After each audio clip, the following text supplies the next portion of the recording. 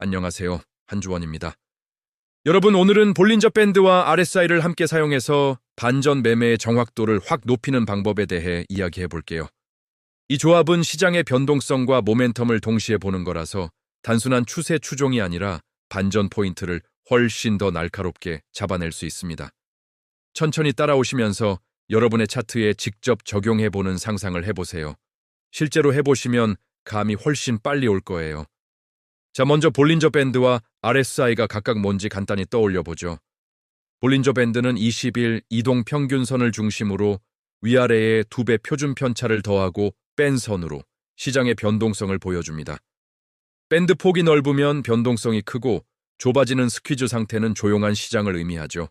가격이 상단 밴드 근처면 과매수처럼 보이고 하단 근처면 과매도처럼 느껴지지만 추세가 강할 때는 밴드를 타고 쭉 올라가는 워크 패턴이 나오기도 합니다. 반대로 RSI는 상대 강도 지수로 14일 동안의 상승과 하락 강도를 비교해서 0에서 100 사이 값으로 나타내요. 보통 70 이상은 과매수, 30 이하는 과매도로 보지만 이건 모멘텀 지표라서 과매수 상태가 계속되면 오히려 추세가 강하다는 신호이기도 합니다. 그럼 이 두 지표를 왜 조합할까요? 볼린저 밴드는 가격의 위치와 변동성을, RSI는 모멘텀의 강도를 보여주니까요. 단독으로 쓰면 볼린저 밴드는 횡보장에서 거짓 신호가 많고 RSI는 강한 추세장에서 과매수나 과매도 신호가 무의미해질 수 있어요. 하지만 함께 쓰면 예를 들어 볼린저 하단에서 RSI가 과매도 구간을 탈출하면 반전 확률이 훨씬 높아지는 거죠.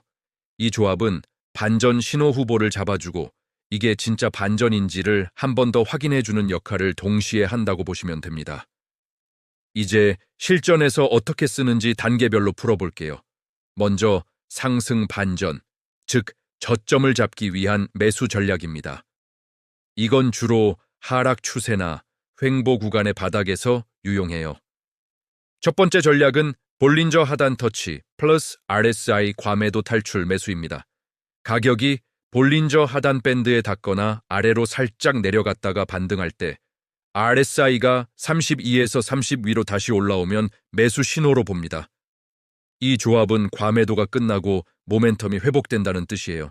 이때 거래량이 증가하고 양봉 캔들이 나오면 더 확실하죠.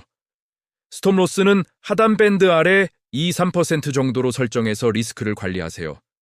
다만 여기서 한 가지 더, 하단 밴드를 한 번만 찍고 끝나는 게 아니라 2번 찍는 경우도 많습니다. 그래서 첫 진입은 소액으로 2번째 확인이 나오면 비중을 늘리는 식으로 대응하면 훨씬 안정적이에요. 2번째 전략은 볼린저 스퀴즈 플러스 RSI 50 돌파 매수입니다. 볼린저 밴드 폭이 아주 좁아진 스퀴즈 상태에서 가격이 상단 밴드를 뚫고 올라갈 때 RSI가 50을 강하게 돌파하면 매수 타이밍입니다. 스퀴즈는 변동성 폭발 직전의 응축 상태이고 RSI 50 돌파는 모멘텀이 상승으로 전환되었음을 확인시켜주죠. 여기서 거래량 폭증이 함께 나타나면 아주 강력한 신호입니다. 이 패턴은 횡보 후 상승 반전에서 자주 나오는데 목표 수익은 다음 저항 레벨까지 10, 20% 정도로 잡을 수 있어요. 단, 종가 기준으로 돌파하는 것이 중요합니다. 장중에 살짝 뚫었다가 종가에 다시 밴드 안으로 들어오면 속임수, 즉 페이크일 가능성이 큽니다. 세 번째 전략은 볼린저 하단 다이버전스 펄스 RSI 긍정 다이버전스긴 매수입니다. 가격은 신저가를 갱신하며 계속 내려가는데 볼린저 하단 밴드 밖으로 강하게 이탈하지 못하고 밀어붙이는 힘이 약해지는 모습이 나옵니다. 동시에 RSI는 긍정 다이버전스, 즉 가격은 낮은 저점을 만드는데 RSI는 높은 저점을 만드는 현상이 나타나면 강한 매수 신호입니다. 이건 이중 다이버전스로 아주 강력한 반전 신호예요. 여기에 저점에서 거래량이 터지거나 MACD 히스토그램이 음봉에서 양봉으로 전환되면 정확도가 더욱 올라갑니다. 장기 하락 후 바닥을 다지는 구간에서 특히 유용합니다. 네 번째 전략은 볼린저 밴드 워크다운 후 RSI 반등 매수입니다. 하락 추세 중에 가격이 하단 밴드를 타고 쭉 내려가다가, 즉 워크다운 하다가 멈추고 중간선 쪽으로 올라올 때 RSI가 30대에서 40대로 튀어오르면 매수 후보가 됩니다. 워크다운은 과매도 상태가 지속되는 거지만 RSI의 반등이 이제 매도세의 힘이 빠졌다는 신호로 쓰이는 거예요. 이때 진짜 핵심은 중간선, 즉 21선 회복입니다. 중간선을 회복하고 그 위에서 지지까지 받아주면 반전 신호가 훨씬 강해집니다. 예를 들어 RSI가 30대에서 40대로 진입하거나 단기 RSI가 장기 RSI를 상향 돌파하는 경우죠. 이건 중립 구간에서 지지를 확인하고 반전하는 패턴이라 리스크 대비 효율이 좋습니다. 자, 이제 하락 반전, 즉 고점을 잡기 위한 매도 전략으로 넘어가 볼게요. 상승 추세의 끝이나 천정권에서 주로 사용합니다. 첫 번째는 볼린저 상단 터치 플러스 RSI 과매수 탈출 매도입니다. 자, 이제 하락 반전, 즉 고점을 잡기 위한 매도 전략으로 넘어가 볼게요. 상승 추세의 끝이나 천정권에서 주로 사용합니다.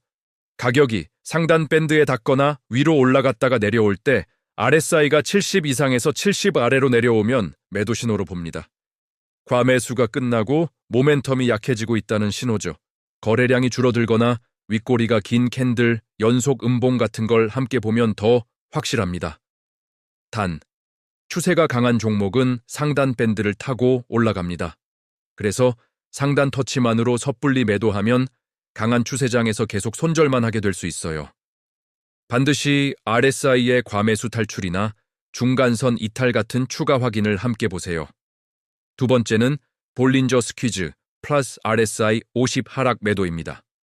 스퀴즈 상태에서 가격이 하단 밴드를 뚫고 내려갈 때 RSI가 50을 깨고 내려오면 매도합니다. 변동성 폭발이 하방으로 터지는 경우죠. 이 패턴은 횡보 후 하락 반전 시에 효과적입니다. 특히 종가 기준으로 하단 밴드를 이탈하고 거래량까지 증가하면 강한 하락 파동이 시작될 가능성이 높습니다. 세 번째는 볼린저 상단 다이버전스 플러스 RSI 부정 다이버전스 매도입니다. 가격은 신고가를 갱신하고 있는데 RSI는 오히려 이전보다 낮은 고점을 만들고 동시에 상단 밴드를 뚫고 올라가는 힘이 약해지는 모습이 나오면 매도 신호입니다. 이런 이중불일치는 큰 하락을 예고할 수 있어요.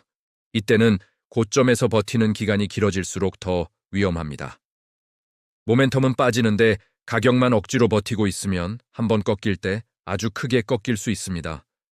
네 번째는 볼린저 밴드 워크업 후 RSI 하락 매도입니다. 상승 중에 가격이 상단 밴드를 타고 올라가다가, 즉 워크업 하다가 멈추고 중간선으로 내려올 때 RSI가 70대에서 60대로 꺾이면 매도 신호입니다.